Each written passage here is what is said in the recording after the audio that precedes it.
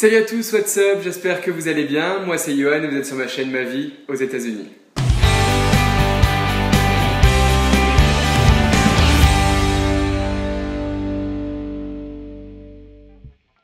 On se retrouve pour une vidéo un peu différente. Vous avez été beaucoup à me demander comment faire pour venir aux États-Unis, comment étudier, est-ce que tu as des conseils, comment tu as fait, etc.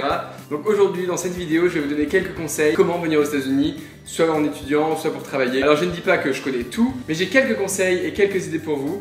Alors je vous préviens, ça va être beaucoup de blabla. Alors si toi, petit rageux, tu n'as pas envie de m'écouter parler et que tu n'es pas intéressé sur les différentes solutions de comment étudier aux États-Unis ou venir ici, tu t'en vas.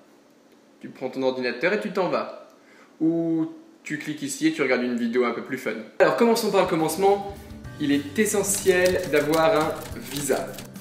Alors je vais le répéter plusieurs fois pendant cette vidéo. Si vous venez aux États-Unis pour faire autre chose que du tourisme et que vous comptez rester plus de 3 mois, il vous faut un visa, ce n'est pas discutable, c'est obligatoire, c'est très sérieux. Je ne sais pas si vous avez vu, il n'y a pas longtemps, il y a une jeune fille qui avait trouvé une famille américaine sur un site internet. Donc ils ont décidé de commun accord qu'elle allait passer 3 mois chez eux pour s'occuper des enfants. Cependant, cette jeune fille n'a pas fait appel à un organisme.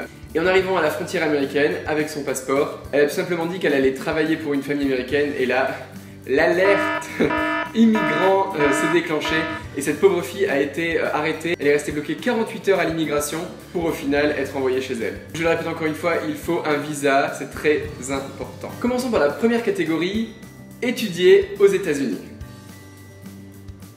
Alors, si vous êtes lycéen, vous avez plusieurs options qui s'offrent à vous. Beaucoup de lycéens partent aux États-Unis pour un semestre ou un an dans un lycée américain. Ils vivent dans une famille d'accueil ou dans un internat, et donc il faut avoir entre 15 et 18 ans. Beaucoup d'organismes proposent ces années à l'étranger, donc quelques noms: AFS Vivre sans frontières, Calvin Thomas, CEI, SPA, Silk, Web. Il y en a encore plein d'autres, donc j'en cite quelques-unes comme ça. Niveau coût, il faut compter à peu près entre 7 000 et 10 000 euros l'année. En effet, un an aux États-Unis, ça coûte quand même toujours assez cher. Ensuite, il y a le Rotary. Le Rotary, qui est très connu mondialement, envoie des étudiants partout dans le monde. Donc il y a des échanges scolaires d'1 an, des échanges pour l'été. Donc pour le Rotary, il faut avoir moins de 19 ans. Et niveau coût, c'est beaucoup plus intéressant que certains autres organismes.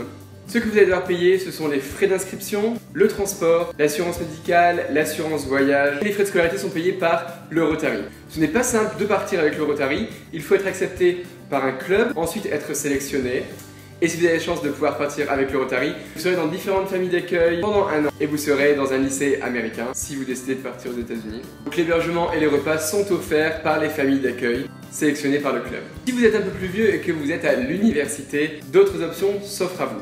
Vous pouvez partir pendant vos années de licence, pendant un semestre ou 1 an en échange. Ce que j'ai fait par exemple, je suis parti pendant ma 3e année de licence d'anglais avec ISEF. Vous postulez, on analyse votre dossier, vous êtes sélectionné ou pas. Niveau coût, il faut compter à peu près 5 500 €, ce qui paie les frais de scolarité, le logement et la nourriture. Si vous êtes boursier, des aides sont possibles.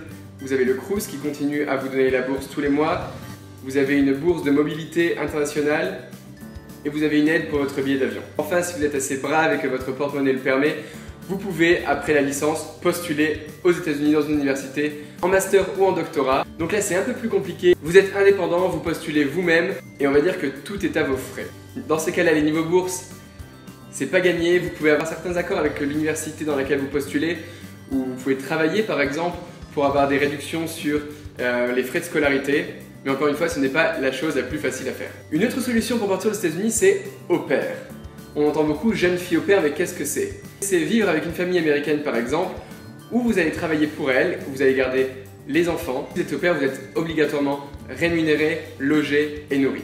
Encore une fois, nous allons prendre l'exemple de la jeune fille qui s'est fait arrêter au poste américain. Il faut faire appel à une agence. Il faut obligatoirement qu'une agence vous sponsorise. C'est elle qui vous donnera le papier qui vous permettra d'avoir votre visa pour pouvoir rester 1 an légalement aux États-Unis. Pour être au pair, il y a des conditions spéciales. Il faut avoir entre 18 et 26 ans. Il faut avoir le bac ou un diplôme équivalent. Il faut avoir un anglais correct. On va dire qu'ils ne sont pas très exigeants sur le niveau d'anglais. Le permis de conduire est un plus. Il faut avoir un casier judiciaire vierge, évidemment. Être disponible pour 12 mois et ne jamais été avoir au pair avant. Vous allez vous inscrire dans une agence. Vous allez faire toutes les démarches. Vous allez payer des frais de dossier, quelques assurances, mais on peut dire que c'est un très bon moyen de partir aux États-Unis à moindre coût. Vous serez logé, nourri, blanchi, payé Le transport est également payé. Donc une fois sélectionné par l'agence, votre dossier sera envoyé à des familles présélectionnées par les agences.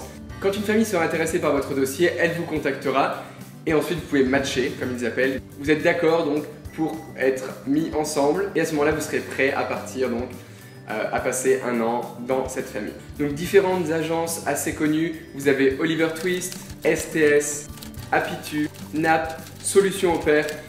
Donc ces agences sont officielles et c'est elles qui peuvent vous permettre de trouver une famille et d'avoir le papier officiel pour avoir votre visa qui est très important encore une fois. Beaucoup de personnes partent en tant qu'assistantes français.